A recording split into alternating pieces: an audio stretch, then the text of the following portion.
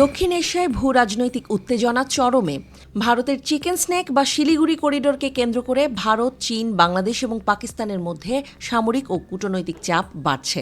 ভারতের জাতীয় নিরাপত্তার এই রেড লাইন আজ যেন এক স্নায়ু যুদ্ধের কেন্দ্রবিন্দুতে দাঁড়িয়ে।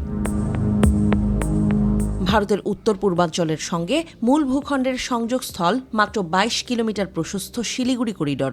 কৌশলগতভাবে অতি গুরুত্বপূর্ণ এই করিডোরের নিরাপত্তা এখন নানা দিক থেকে চ্যালেঞ্জের মুখে।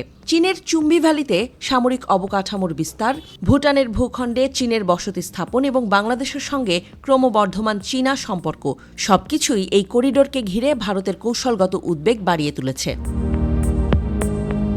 বাংলাদেশের অন্তর্বর্তী সরকার চীনের প্রতি ঝুঁকে পড়েছে বলে অভিযোগ করেছে ভারত। বিশেষ করে লালমনিরহাটে পুরনো বিমান ঘাঁটি পুনরায় চালুর প্রস্তাব ভারতের কাছে বড় সতর্কবার্তা। করিডোর থেকে মাত্র ১৩৫ কিলোমিটার দূরে এই ঘাঁটি ভবিষ্যতে চীনের নজরদারি কেন্দ্র হতে পারে। এই প্রেক্ষাপটে শিলিগুড়ি করিডোরে ভারত মোতায়েন করেছে রাফাল যুদ্ধবিমান, রাশিয়ান S-400 প্রতিরক্ষা ব্যবস্থা এবং বহুস্তরীয় বিমান প্রতিরক্ষা কাঠামো।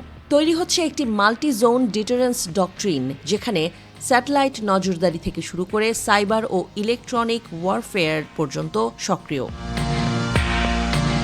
এদিকে বাংলাদেশ JF-17 যুদ্ধবিমান কেনার আগ্রহ প্রকাশ করেছে, যা পাকিস্তান চীন যৌথভাবে তৈরি করেছে। ভারতের চোখে এটি একটি রেড সিগন্যাল। ভারতের প্রতিরক্ষা সূত্র বলছে এটি কেবল অস্ত্র প্রতিযোগিতা নয়, বরং নতুন এক মাল্টি ফ্রন্ট চাপের সূচনা। ডোকলাম থেকে শুরু করে চুম্বি, চীনের 5 ফিঙ্গার থিওরি এখন বাস্তব হয়ে উঠছে।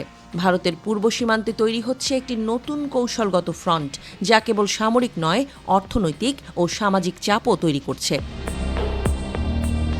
বিশ্লেষকরা বলছেন, দক্ষিণ এশিয়ায় এক নতুন স্নায়ু যুদ্ধের সূচনা, যার কেন্দ্রবিন্দু শিলিগুড়ি করিডোর।